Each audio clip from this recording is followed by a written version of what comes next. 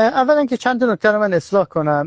امام اسماعیلی شاهزاده ایرانی نیست که به امامت رسیده. فراموش نکنیم که این سلسله نسب امامت همینجوری لاینقطع ادامه پیدا میکنه تا به علی بن ابی طالب میرسه. یعنی مشروعیت امامت اسماعیلی از این نیست که مثلا با فتحعلی شاه قاجار نسبتی داره یا با فلان شاه قاجار نسبتی داره یا با فلان پادشاه صفوی وصلتی کرده. مشروعیت امام اسماعیلی به سلسله نسبی است که به پیغمبر میرسه، یعنی به اهل بیت پیغمبر و اطراز پیغمبر میرسه. اینی که در درون جماعت اسماعیلی مشروعیت این امام از این طریق حاصل میشود. اینی که در هر دوره امامان اسماعیلی با افراد مختلف وصلت کردن کاملا یه اقتضای طبیعی بوده. حالا یه زمانی با یه پادشاهی وصلت کرده، یه زمانی با یه انسان عادی وصلت کرده. یعنی اینا جنبه کاملا دنیوی ماجراست.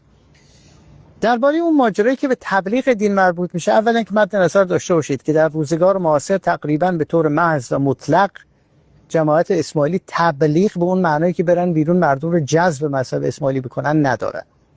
یعنی نفس اینی که شما میگید ما یک نهادهایی میسازیم که به طور یکسان به همون اندازه که به یک اسماعیلی خدمت میکند به یک غیر اسماعیلی خدمت میکند، به همه انسان ها فارغ از عقیدهشون خدمت میکند، یعنی عقیده آدمی بر خود آدمی مقدم نیست. انسان است که اولویت داره بر عقیده.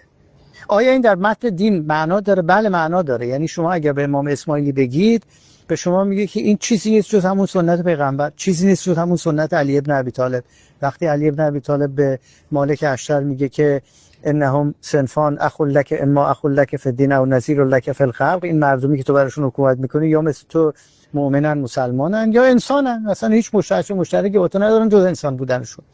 اینجا تبلیغ معنا نداره. این سوال از اون جهت تو ذهن شما می جوشد که علل اصول دینداران این گونه دیده شدن که فقط با اهل خودشون، با آدمایی که با خودشون هم نظر و هم عقیده هستن آبشون توی جوب میره و موقعی که پای مزایای اجتماعی، حقوق مدنی، حقوق سیاسی در میون باشه، اینا دیگران از این حقوق محروم میکنن. چنین چیزی در افق فکری اسماعیلی در تاریخ نبوده.